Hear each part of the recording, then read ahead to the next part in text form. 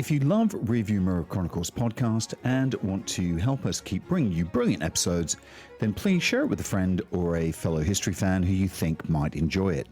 Thanks for your support, and I do hope you enjoy this episode.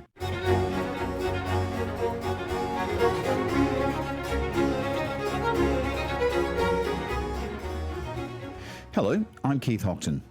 London, restless and untrusting, chokes beneath its own secrets. It's a city of damp cobblestones and hungry rats, of cat purses and poisoners, where the smoke from the Queen's funeral pyres still linger in the alleyways, and every echo might be the footsteps of a spy. The year is 1603. The ancient lioness, Elizabeth, is gone, and now the air thrums with the threat of change. A new king from the north, strange and uneasy, watched by a court crowded with would-be traitors, fools, and assassins. Here, power does not rest easy on crowned heads. Here, daggers are drawn, not only in the shadows, but at the dinner table, and a single whispered word can carry a man from the steps of St. Paul's to the block at Tower Hill before the ink on his confession has dried. It is in this world, creaking with conspiracy, that Robert Cecil thrives. He's a small man with a crooked spine and colder eyes than winter. His enemies call him the Goblin, or the Hunchback, or worse, but they lower their voices when he passes, for it is Cecil who listens at every keyhole, and Cecil who plucks truths from the depths where honest men dare not look. He is the spider at the heart of the web, patient, tireless, and without pity. He has served Elizabeth, and now he must serve her successor, the awkward and hungry James, a king who does not yet grasp how many knives are hidden in the walls of his new kingdom. Cecil's task is not merely to preserve the crown, but to keep the kingdom itself from bleeding out in the dark. This is not a tale of gallantry, nor of chivalry, nor of gentlemen. This is the story of Robert Cecil, the man who learned that in the game of secrets, only those willing to walk through darkness survive.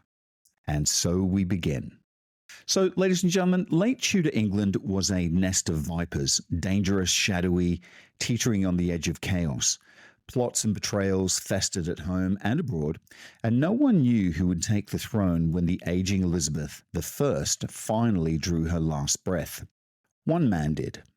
Into this world of whispered secrets and shifting allegiances strode Robert Cecil, a dazzling, cunning statesman and perhaps, just perhaps, the greatest spy master of his age. It was Cecil who pulled the hidden strings, kept the realm from tearing itself apart, and paved the way for the Stuarts to claim the English crown. This week I'm joined by Professor Stephen Alford, whose new biography shines a long overdue light on Cecil, the unheralded titan behind the Tudor and Stuart thrones. Together we'll dig into the intrigue, the danger, and the dazzling mind of the man who held England's fate in his hands. Professor Alford, welcome. In the book, you write that Robert Cecil presented a mask to the world. What was that mask, and what was behind it? I think the mask really was simply Cecil being a dull bureaucrat. I think a really good place to start is the classic portrait, the John de Critz portrait, and he's there with the tools of his trade, pen, paper, various official paraphernalia, and he's dressed, very sort of sedately in his business suit of black. And I think, that's just above the surface. There's a kind of iceberg quality to some of this. You kind of see you see a little bit of Robert Cecil, I think, above the waterline. There's a lot down below.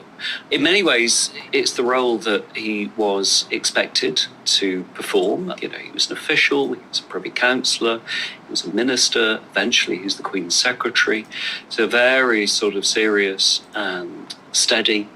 And speaking of roles he was expected to perform, he did, of course, follow in the footsteps of his father, Lord Burleigh, who was another political titan of the Elizabethan age. How similar would you say these two men were? Well, it's really interesting. The relationship is complex. Robert was very much his father's apprentice, very much trained to rule. I think in many ways he was a conscious legacy project, really, for his father. I got the sense in writing the book that there was really no choice, for Robert about future career, that he was trained to serve and trained to be a minister and kind of internalised his father's formidable work ethic and political grip. I think there's a sort of generational difference. I think Robert Cecil's a really interesting case study in second generation power. A lot of the benefits that come from that, having a family well established at court and a real sense of kind of political control and grip because of his father, who served Elizabeth right from the beginning of her reign. The downside is one of expectation that either people resent that, power has passed to yet another Cecil, but also the expectation that he's going to be just like his father. In a sense, I don't think he is quite. I think with Burleigh, you tend to get what you see on the surface. There is a kind of solidity there. There is a sense of grip and purpose. He wrote in very, very plain words. He was uncompromising. With Robert, I think there's more of a kind of chameleonic feel. He moves around, he shifts a bit. He's slightly different people at different points in different situations. So, there's a great similarity. I think, that work ethic, that sense of the importance of counselling the monarch, of supporting the monarch, that kind of political grip and focus, absolutely. But in terms of personality, I think he's for me at least, a much more sort of shifting and actually more subtle character, who's trickier to pin down, actually, in terms of personality than his father. So he came from a very established, politically powerful family. Did that mean that he was parachuted into the top jobs, or did he have to work his way in and eventually work his way up? Well, of course, it depended very much on the observer. To lots of people, he was a privileged insider who really didn't have to work very hard for promotion and power at court. His perspective, I think, was very different. In fact, in many ways, it was rather a sort of slow burn. He's born in 1563. He's a Privy Councillor in 1591. Elizabeth appoints him to the Privy Council in 91. So in that sense, if you do the arithmetic, he's not so old. But he's really at court from 1584, and he serves this very sort of long, I think for him, apprenticeship to his father, preparing him for office. The big job, which I think was always intended for him, at least from the early 1590s, was to be Elizabeth's principal secretary. When Francis Walsingham died in 1590, Elizabeth, being Elizabeth, took a very, very, very long time, a number of years, to appoint his successor, with Burleigh taking the workload. And Burleigh's very, very keen to sort of shift that workload off his own shoulders. But Robert's only appointed in 1596, so it's actually a very, very long time. It's a relative sort of slow burn, really, to get the job that he's always intended for. So I think with Robert Cecil's career, kind of perspective, to his opponents, to his enemies, and there were plenty of those, they see a rather sort of, talentless individual who just happens to be Lord Burleigh's son, stuck into top jobs without any effort. For Robert, I think, and his friends and supporters, it's a much longer and really sort of quite tough apprenticeship to take office eventually. This apprenticeship encompasses two critical events of the time, which were, of course, the Spanish Armada, the invasion, and then the execution of Mary, Queen of Scots. How involved was Robert Cecil in those two episodes? Episodes that effectively changed the course of history. He's very much on the edges, although I suspect a lot like the, very tough politics of the 1580s, more generally. The 1580s as a decade of plot and conspiracy and danger and emergency. And, the final downfall of Mary, Queen of Scots is very much an extension, expression of that. And, so is the Armada in 1588. I think they're formative, actually, for Robert Cecil. It's very much the kind of architecture of his political career as a young man. In terms of specifics, early 1587, he's very much on the edges of the final trial or commission that hears the case against Mary Queen of Scots following the Babington plot in summer of 1586. So he's not at Fotheringay, he's not in Star Chamber. It's his father, Burleigh, who's kind of leading, in a sense, the campaign against Mary. Where we do find Robert, I think, still very much on the edges, very sort of subtle sort of operation, is in the autumn of 1586, where Elizabeth responds to the pressure that she's been put under to execute the Queen of Scots, or at least to take decisive action leading to the execution of the Queen of Scots. And she delivered in November 1586 two extraordinary speeches to delegations from Parliament. And what we see is that Robert was a very sort of light touch editor of Elizabeth's words. So Elizabeth's speeches, but also the speeches in Parliament calling for action on the Queen of Scots, are all put into print by the Queen's printer right at the end of 1586. And Robert is the editor, really, of the Queen's words. You know, we see the marks of his handwriting, just a little bit, just on the edges, of Elizabeth's own texts of those speeches. So he's right at the centre of it. It's almost like the kind of position of special advisor or something like that, you know, at this point. With the Spanish Armada, again, he's kind of interestingly on the edge. He's an observer. He goes down to the coast because he wants to see the Armada. His parents never allow him into frontline action. He does enter a war zone at one point when he goes on a short tour of the Netherlands at the beginning of 1588, and then a few months later he sees the Armada in the Channel from a distance. I'm not sure whether he quite gets on a ship to go out and view it, but he's certainly on the south coast, and he's doing a little bit of coordination for his father, as Burleigh's trying to kind of coordinate the defence of England and get munitions to the coast for Elizabeth's navy and sort out the army that's going to defend Elizabeth. So there's a little bit of sort of light touch coordination for his father. So he's always a keen observer, and I think that's one of the things I want to emphasise about Robert Cecil's career. It's very, very sharp eyes. You know, over years he observed, he looked, building that sort of experience that comes in so useful so much later in his career. So he then spends more than a decade in the most senior position in Elizabeth I's court. How does he get along with her? Because by all accounts, everything that I've read tells me that she was temperamental and subject to whims and changed her mind in an instant. I think with remarkable skill. Again, this is where, you know, if I can go back to the De Critz portrait, it's very formal and it's very stiff. The expression on his face doesn't give a whole lot away. He looks like a bit of a technocrat, really. One of his great skills is that ability to deal with paper and with business, you know, to the consummate civil servant. You know, in a way, he's kind of operating as cabinet secretary. The other side of that is that he has remarkable skills with people as well. I think he's a keen student of the human condition. And that's certainly true of Elizabeth, because Elizabeth is a tricky character. I mean, she's a tricky character, you know, a complex character, right from the beginning of her reign. But by the 1590s, we see that complexity with the added layers of aging, and from the very late 1590s, I think probably sort of visible decline as well in her powers. His skill really, I think, and in this he was trained by his father, was to stick to Elizabeth. I mean, you know, physically to be there in her private rooms, to engage her in conversation, to transact business with the Queen, you know, to have the paper, but also to have the conversations as well.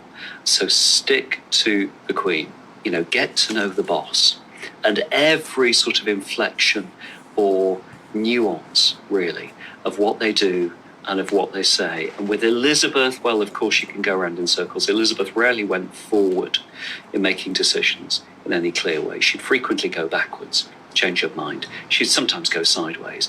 Rarely did she go straightforwardly forwards. So he's very sort of attuned to reading the Queen and trying to anticipate what she might do or might refuse to do or have a tantrum about or, you know, whatever.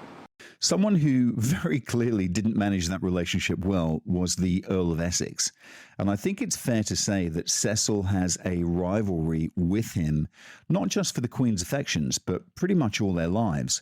Can you tell us about Cecil's role in Essex's downfall? This too is very complex, and the whole relationship between the two Roberts, between Cecil and Devereux, Essex, is so interesting. It goes back to boyhood. A young Robert Devereux, who's just lost his father, is invited to court, is invited to live with the Cecils for a time, for 10 weeks or so, at a really vulnerable point in his life before his future is determined. So he's there, he knows the family. Burghley is a guardian, Burghley looks after the very young Robert Devereux. And the arrival of Essex at court, he's the starlit courtier of the mid-1580s. At that point, I think, relations between Essex and Cecil are pretty good. It takes time for Robert Essex to settle in at court and to get the promotion that he thinks he deserves. It takes him longer than Robert Cecil to become a Privy Councillor. And then we see, I think, Essex's ambitions sort of take off. He really sees himself by the mid-1590s as Lord Burghley's natural kind of heir and successor, in a sense. As Elizabeth's chief minister, he's pushing very hard to determine policy. He wants a very kind of aggressive position, for example, on the war with Spain. He wants control over patronage. He wants all the kind of goodies and promotions at court that are in the gift of the Queen for his own clientele, for his own followers, his own kind of extensive entourage. So we have at that point, I think, the development of a really sort of complex. It has to be collaborative in a sense because, these two men, Cecil and Essex, are so important. They have to collaborate to a certain degree, but there's a kind of electricity of rivalry as well. In terms of the downfall? In terms of the downfall for Essex, which comes spectacularly in 1601, where Essex takes to the streets of London with his followers, armed, supposedly to, launch a coup d'etat. Well, that's been sort of quite a process, and it's mainly been a process of Essex's own failures, sort of massive ambition, massive claims that he can achieve for Elizabeth what no other councillor can achieve. He can take a huge army over to Ireland.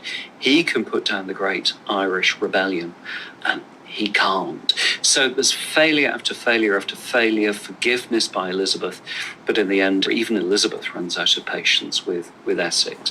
What we find, I think, with Cecil is not so much from 1598 any sort of active pushing of Essex towards disaster and catastrophe.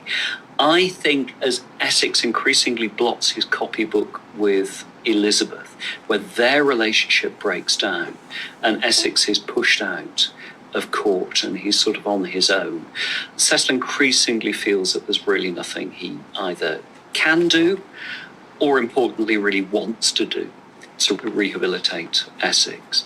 He kind of lets Essex dangle, I think, really lets Essex, I think, kind of implode, really, in 1601. It's a very interesting and complex relationship. The late Elizabethan world is full of complex relationships. None of these characters are straightforward or two-dimensional.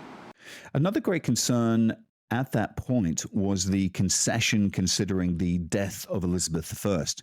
Can you explain how Cecil was instrumental in making sure that it was a smooth succession, tutoring James VI of Scotland, who would become James I of England and Scotland? What was his role there?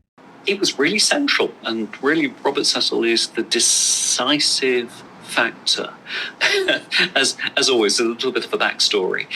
Robert Devereux, second Earl of Essex, had really been James VI's man at Elizabeth's court. They had come to, through intermediaries, an understanding by the mid-1590s that if anyone was on James's side, as probably that by that point the lead claimant, potential claimant to be Elizabeth's successor, then it was going to be Essex.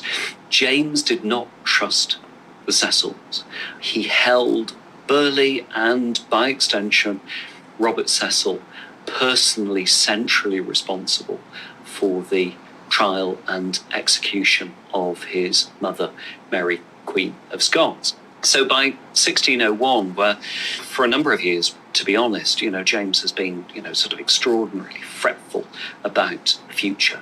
Elizabeth never makes any sort of direct commitment to James that he is going to be her successor. She really keeps him dangling for a very, very long time. By 1601, at Essex's instigation, James sends ambassadors to Elizabeth's court, finally to kind of secure something about the future. The extraordinary thing about this embassy is that it arrives just after the Essex Rising, when Essex is taken to the streets of London with his followers, where he's tried and he's executed for treason. So James's ambassadors are left really without an obvious supporter at Elizabeth's court. They're kind of kicking their heels a little bit. They can't talk openly to Elizabeth about the succession because she refuses, even to, recognise that it's an issue. So they're frustrated. James back in Scotland is frustrated. And it's in the spring of 1601 that James finally decides to make the decision to instruct his ambassadors to approach Robert Cecil. And he uses a really interesting phrase. He indicates that Robert Cecil is king there in all but name. He's going to be the key to the future. So James takes a deep breath, and when the offer is made to Robert Cecil through the ambassadors, Robert Cecil takes a very deep breath and makes his kind of Rubicon decision that he's going to support James's candidacy as Elizabeth's successor. So we get, following that, really kind of 2 years, practically 2 years, of a secret correspondence between Cecil and James. The mechanics of which are kind of extraordinary, really. I mean, Robert Cecil can't tell his own office about this or his own kind of household staff. It's a deathly, deathly secret. But James builds this relationship with Cecil, and Cecil builds a relationship with James by correspondence on this understanding that Cecil will help James to become king when Elizabeth dies. So we have this extraordinary, nearly 2 years of Cecil serving Elizabeth and saying that he's serving Elizabeth best by ensuring a smooth succession, and that there's not going to be kind of political chaos at the end of Elizabeth's reign. But also he's serving James and he's preparing himself for the new regime and the new dynasty. So he's really, really central, actually. And let's just take a quick break, and we'll be back in a second with part 2. Altadomus is your one-stop shop for your Malaysia My Second Home visa. But they are much, much more than that. When you sign up with Altadomus, you become part of a larger community, a community that actually cares about you and your family in Malaysia. And that's important when you move to a new home. For more information, go talk to TG or WhatsApp him on +60 12 49 37 270, or visit their website penangmyhome.com. And we're back. You can see that Cecil is a perfect political player. How did he have to change from dealing with Elizabeth to suddenly dealing with a younger, more exuberant, smarter, in many ways, James? An excellent question. And I think he did. And I think he found the transition not straightforward at all. The late Elizabethan world was very small. There's a sense in which Elizabeth's court was shrinking. Her council was getting smaller. Robert Cecil, by the very, very late 1590s, was one of 3 or at most 4 privy councillors who were effectively kind of running the show.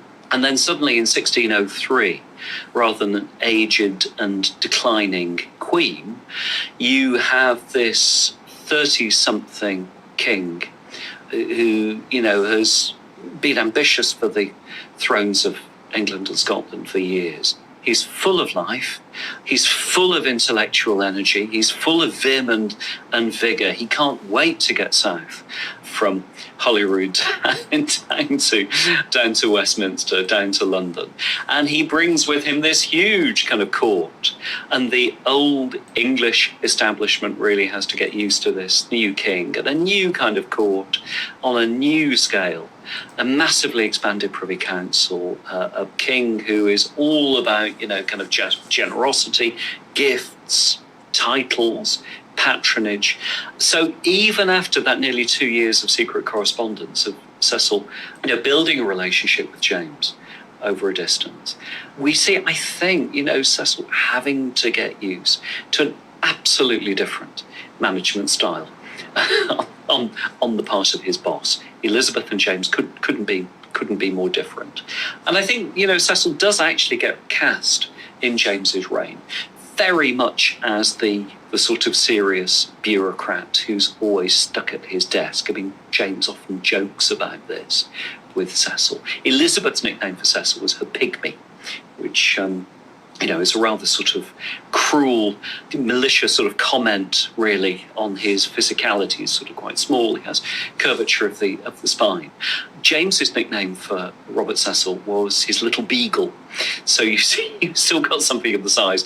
And the beagle's a very sort of small hunting dog. So we have this re-characterization of Cecil as this sort of small, important, functionary, often while James is off hunting. James is a natural micromanager, but at the same time he's an absentee micromanager, leaving Cecil to deal with matters of government. So that adaptation, I think, was actually quite tricky for Cecil.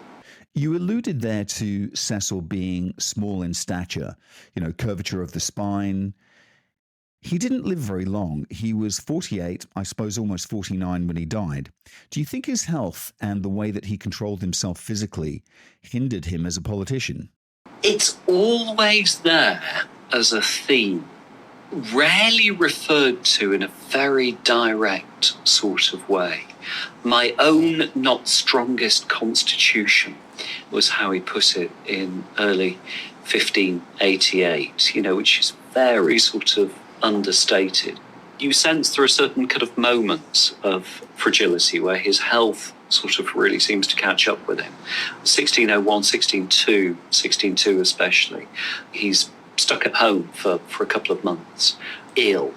And, he writes at that point about, the burden of Prince's service. He's not sure how much longer he can serve the Prince and work in the way that he's working and keep that sort of sustained given his health.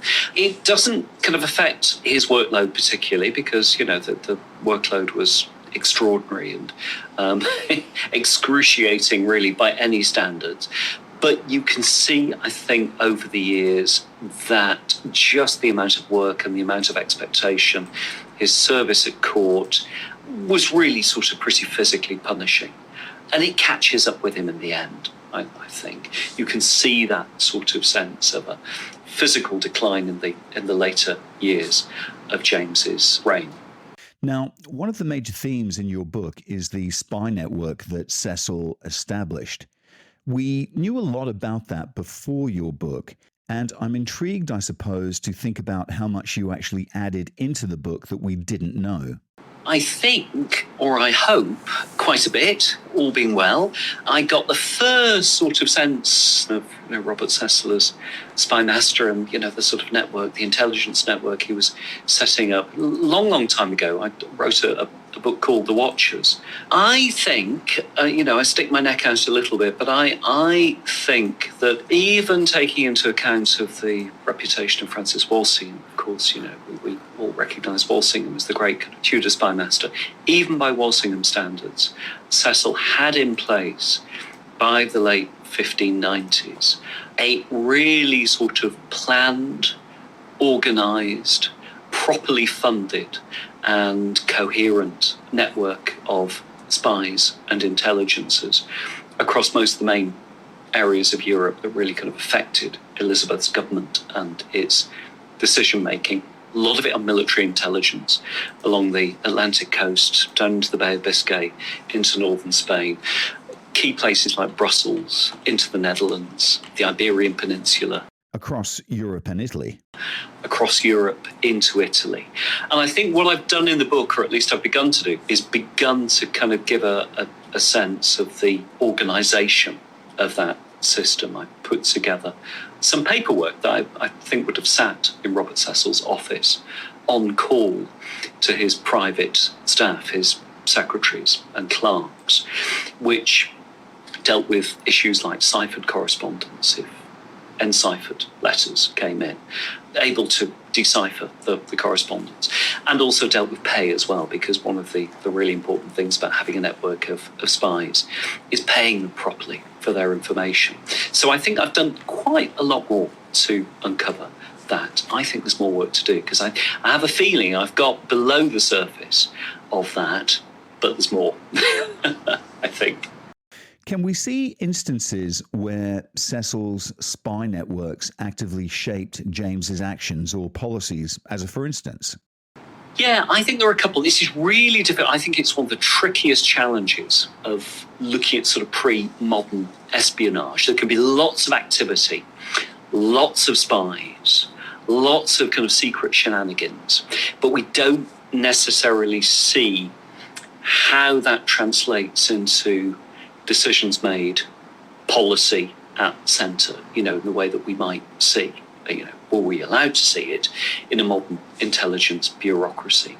Because it's a very, very different sort of political world, court politics and espionage and intelligence, very, very different sort of, dynamic. It's much more sort of uncertain. And even with all of Robert Cecil's planning, it's by modern standards, not bureaucratised in the same sort of way. Having said that, I think there are some moments in the late 1590s, sort of 1597, where there are still fears about Spanish armadas turning up, where we see spies dispatched, we see the paperwork from Cecil's office, and intelligence and information is sort of coming back to court to say that actually there was a report of an armada, but in fact there is no armada. We see some of that, just glimmers of that kind of hard evidence that spies are producing useful information. The other kind of aspect, I think, is Robert Cecil sort of keeping an eye on what's going on in Scotland as well. I mean, he's absolutely sort of on the case with what's happening at the Scottish court. He has a couple of agents and intelligencers very close to James himself. So that ability to kind of pick up the slightest kind of nuances of what's going on in Edinburgh, Holyrood, Falkland, wherever the king happens to be, are really important. And often, these individuals on Robert Cecil's payroll, but they're known to the king, so they have conversations. One guy, George Nicholson, who has, long conversations with James, is very much kind of installed at James's court and reports to Cecil in great detail.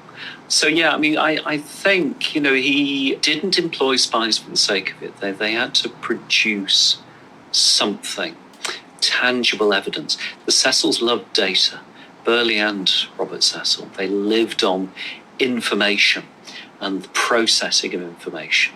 So it's absolutely sort of part of what they do. Sticking to the shadowy world, a key moment in James I's world is the gunpowder plot of 1605. And I know it's been debated for years about Cecil's role in that plot. And specifically, very specifically, its unraveling. What's your take on it? Oh, it's a complex one. We could take debates about the gunpowder plot and whether effectively it was a government set up all the way back to the 19th century. There are long kind of Victorian exchanges and debates about the nature of the plot, that it wasn't real, that Robert Cecil was behind it all, that it was a way of exposing sort of Catholics what they really were, which was, sort of fundamentally in their heart and in their soul, traitors to the king.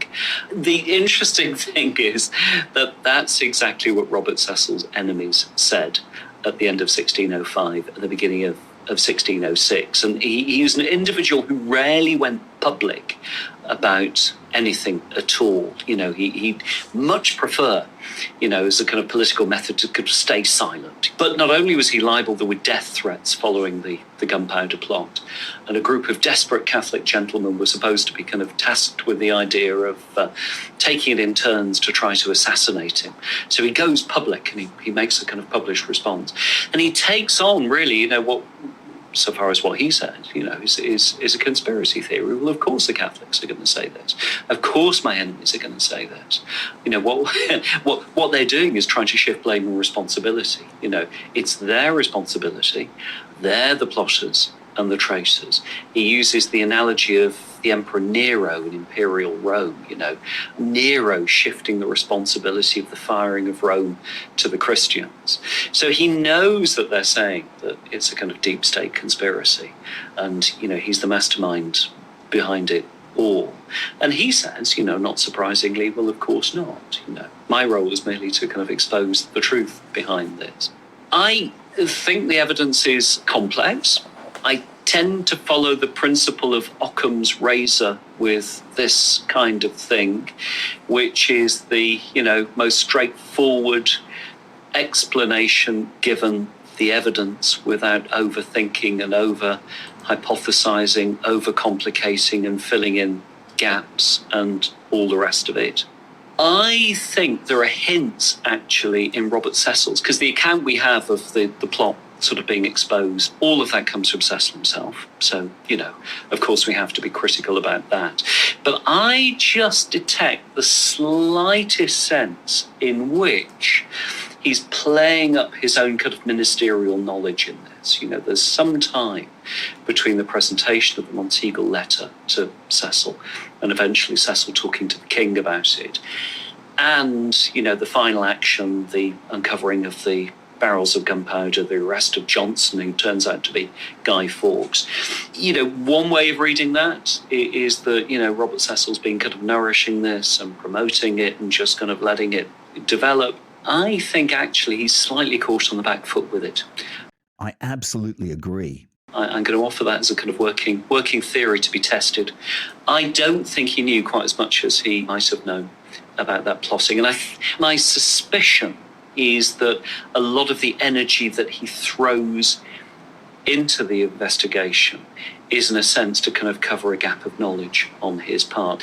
He certainly has one informant, a chap called William Udall, who claimed later that he had told Robert Cecil about the early moments of the gunpowder plot a year or so before the plot was exposed in its very early phases, and that Robert Cecil had simply sort of poo-pooed the whole notion.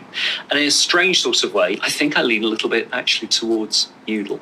Yes, Robert Cecil had fantastic sources of information about some things. He could pick up military intelligence, he had his spies, but he didn't know everything, and I suspect it's a gap. I'm going to offer that as an idea. Lots of people have different views, I think, and always will, about the gunpowder plot. Yes, of course. And I guess we'll never really know. So Cecil served two monarchs over 2 decades. What would you say are his standout achievements during that time? Well, I'll start with the big failure, which is really as James I's Lord Treasurer. He nearly did, but he couldn't quite pull off the kind of big deal with Parliament in 1610 that could have put the crown on a proper financial footing. And, with who knows what consequences for the 1620s, 1630s, 1640s, that could have been a game changer really in 17th century British history. But he didn't. James pulled the plug on the Great Contract, the so-called Great Contract, and in a sense, I think, to a certain extent, pulled the plug on Robert Cecil himself. And certainly I think their relationship was never quite the same again. That's, I think, the big failure. The big success, the standout success, I think really has to be 1603 and the dynastic transition, Tudor to Stuart. I think it's very easy for us, with comfortable hindsight, to say, well, it's a peaceable transition, everything's okay. Everyone knows, of course, that James is the natural successor to Elizabeth. Of course, it was going to be all right. I think that is not how it looked in 1603. 1603. I don't think that's how it looked in 1601. And frankly, the 1590s is just so dreadful in terms of social dissent, political insecurity, the war with Spain, Ireland going up in flames. I mean, the whole kind of late Elizabethan situation is so horribly, horribly challenging. So I think, in a sense, to navigate that, to keep the show on the road, to bring Elizabeth's reign to a peaceful conclusion, to avoid civil war and contest, to kind of police the kingdom in 1603, to introduce James and to kind of integrate James into the English system, to kind of fuse Scotland, England, Ireland together. I think that really has to stand out as his greatest success. I mean, weirdly, though, we might say that it was so successful that it's a success that's really easy to miss, because we quite simply take it for granted at times. Despite the one failure that made me laugh and numerous successes that he had, he was a rather important man, wasn't he? But he wasn't mourned after he died. Well, not very much. Do you have a sense of why his popularity never matches his importance? Yeah, I think a number of reasons. In part, it's an issue of second-generation power.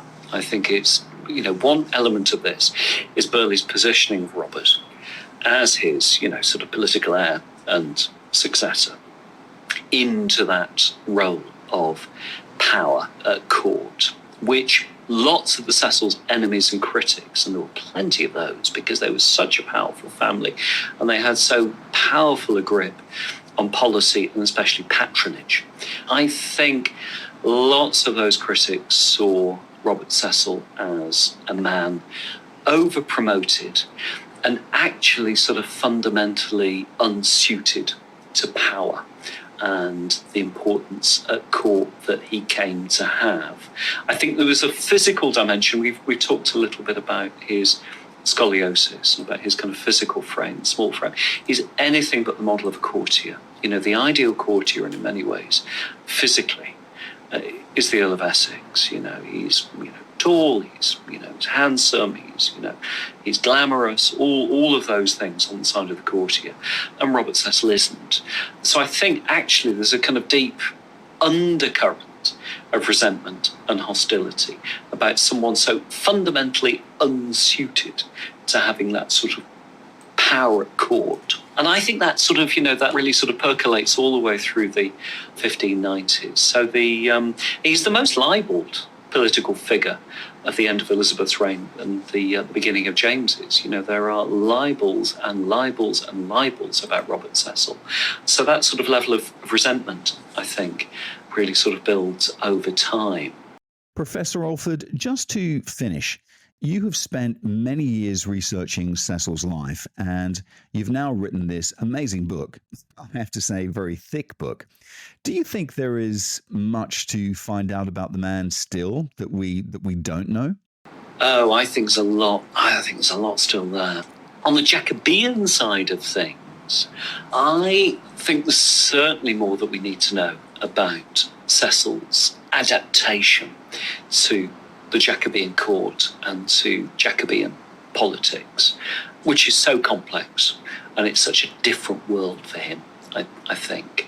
I'd like to know more about his sort of family relations. I think we need to know a little bit more actually about the secret correspondence. I think those letters that Robert writes to James between 1601 and 1603 are absolutely sort of full of rich material that really tell you about Robert Cecil's mind. They tell us about how he saw the world, how he understood his role. They give us a sense of Robert Cecil, the intellectual and the thinker. So I think there's a lot more that we could do with that. I was very conscious in writing it that although it's really quite a big book, there's so much more to do. He's such a rich character. Thank you, Professor Stephen Alford. And so we leave Robert Cecil, small of stature, bent of back, but towering in influence, standing quietly behind the thrones of not one, but two incredible monarchs. He was the shadow in the corridor, the whisper in the council chamber, the hand that turned the wheel of power while others basked in the light. His was a mind sharper than any dagger, and his loyalties, well, those remain a puzzle I think still worth trying to piece together. He certainly smoothed the way for the Stuarts. He outwitted Catholic plotters and juggled rivaled courts and kept a kingdom from sliding into chaos, all the while leaving barely a fingerprint on history's glass. And yet, for all that he achieved, so much about him remains maddeningly elusive. Was he a patriot or a power broker? A servant of the crown or its secret puppeteer? The truth as always lies somewhere in the shadows he's so expertly navigated. Because Robert Cecil was never interested in being remembered. He was interested in control. And I suppose if history is a stage, Cecil preferred the wings, watching, listening, and waiting. One suspects that even now, 4 centuries on, there are threads yet untangled, secrets buried beneath layers of dust, just waiting for those with the patience, and I think also the cunning to uncover them. Isn't that what he would have wanted? Thanks for listening in, folks. Bye for now.